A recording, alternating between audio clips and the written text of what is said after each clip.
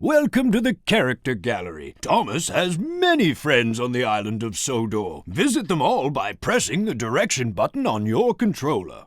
Gordon is the senior member of the engine family, the fastest and most powerful of my string, and he knows it. He's good-hearted, though, and always willing to forgive, and uses his superior strength to help smaller engines out of trouble. Thomas can be described as a cheeky, fussy little engine. He often gets into scrapes, usually by being overeager to do things best left to bigger and more sensible engines. But clouds never last long in Thomas's life, and he's soon bustling about again, playing his part in the yard and on his very own branch line, of which he is extremely proud. Percy is the junior member of the principal team of engines. He's a happy little chap who's normally quite happy puffing around the yard, with no particular desire for adventure in the great world outside. He's always keen to oblige, a fact of which the other engines are apt to take advantage.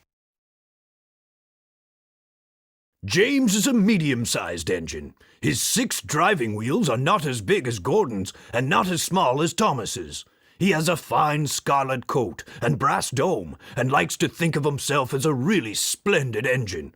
This can occasionally lead to highfalutin ideas about the sort of work suitable for such a noble creature. Invariably, they land James in trouble. Henry is a long, fast engine. He has a thoroughbred look, and like all thoroughbreds, tends to be somewhat highly strung and prone to illness. But he has his new shape now, and sympathetically driven, he'll give any engine a run for its money.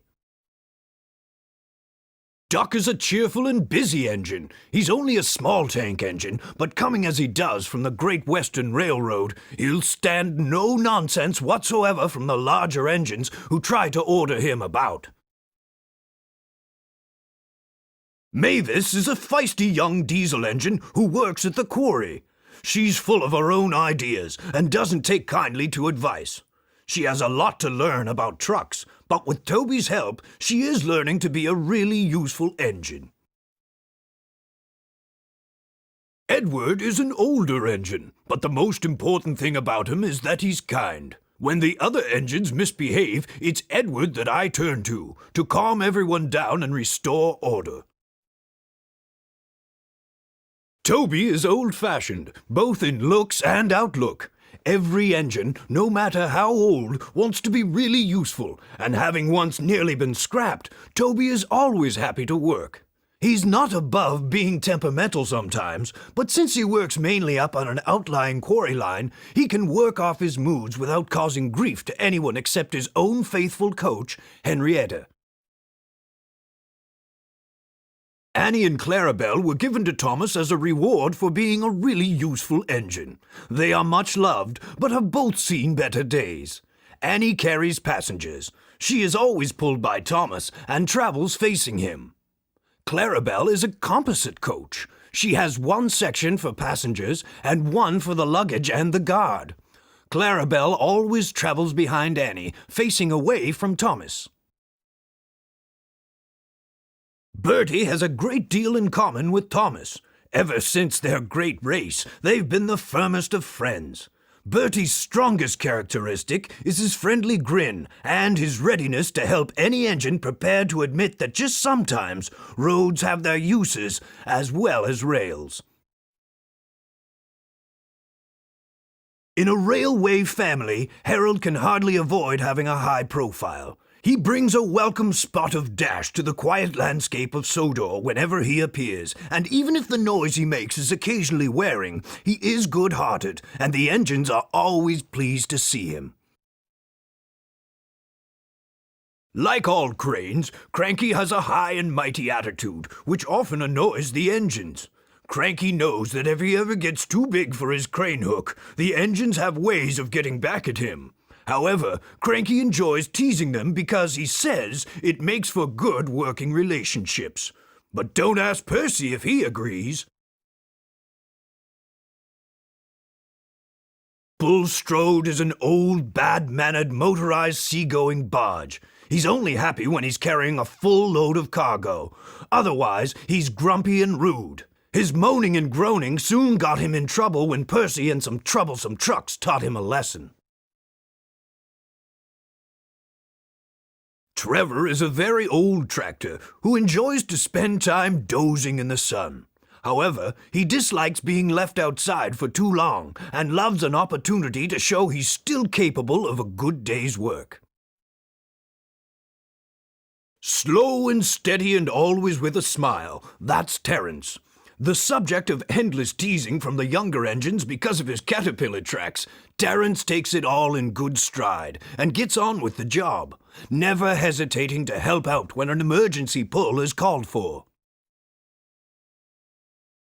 It's been many years since I first came to Sodor as a railway engineer. I rose quickly in the company, being a director at an early age and eventually chairman. My imposing appearance, no less than my firm but kindly handling of both engines and staff, earned me the affectionate nickname of the Fat Director.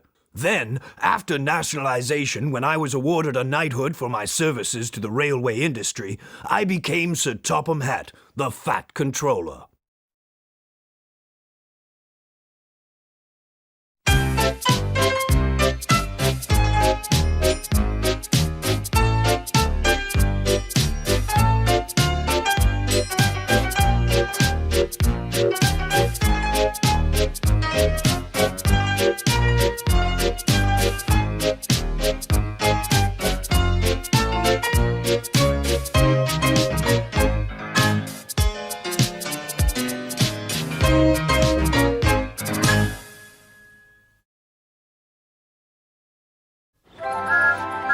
One evening, Thomas brought his last train to the junction.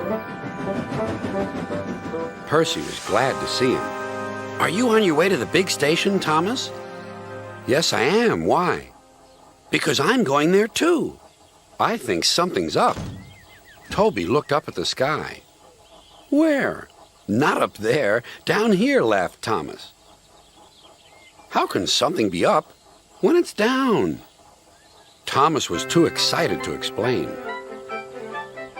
"Bust my buffers! Look over there!"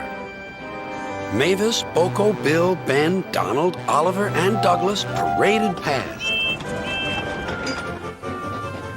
"Good evening, you three," whistled Donald. "Aren't we all a fine sight?" "Very splendid indeed," admired Toby. "Sorry we can't stop. Sir Topham Hatt wants us all together at the station." "What is this about?" asked Thomas. "Sir Topham Hatt has a plan," answered his driver. "Come on." So they followed the other engines to the big station at the end of the line.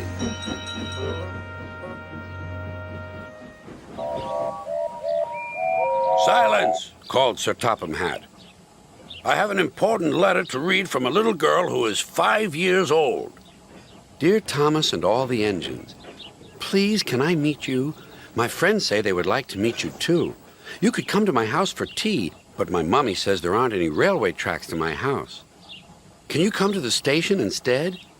Thank you very much." "It seems," continued Sir Topham Hatt, "that there are many girls and boys who would like to meet you. Therefore, we are all going to the big city far away." "Hooray! Hooray!" the engines whistled. "Silence! Other engines will be working here while you are away, so please show them what to do." As Annie and Clarabelle were going to the big city too, Thomas and Oliver practiced with some other coaches.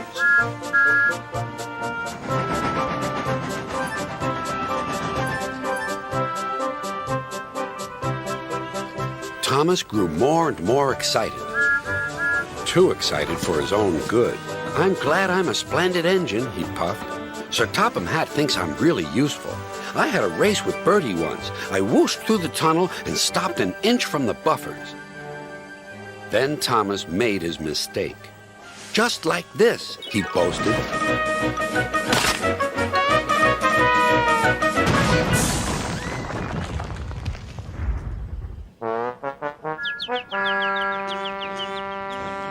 No one was hurt, but Thomas's front was badly bent. They telephoned to Sir Topham Hatt. "I'll send up the workmen," he said. "But if they can't mend Thomas in time, we'll have to go to the big city without him." Poor Thomas. 8 o'clock next morning, the engines waited at the junction. Toby and Percy were each on a truck, and Duck had pushed them into place behind Edward. Gordon, James, and Henry were waiting to lead off. They whistled impatiently. Sir Topham Hatt looked at his watch. "I'll wait one more minute for Thomas, then we have to go."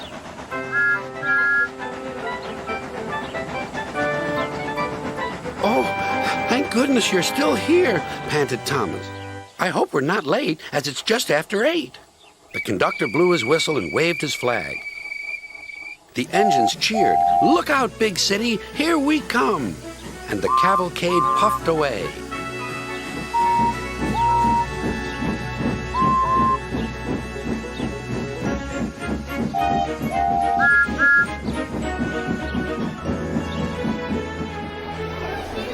Later in the big city, all the engines were lined up in a splendid shed. The children were delighted to meet their friends. "I'm glad the little girl wrote to us," whispered Thomas to Percy. "Isn't it wonderful what happiness a letter can bring?"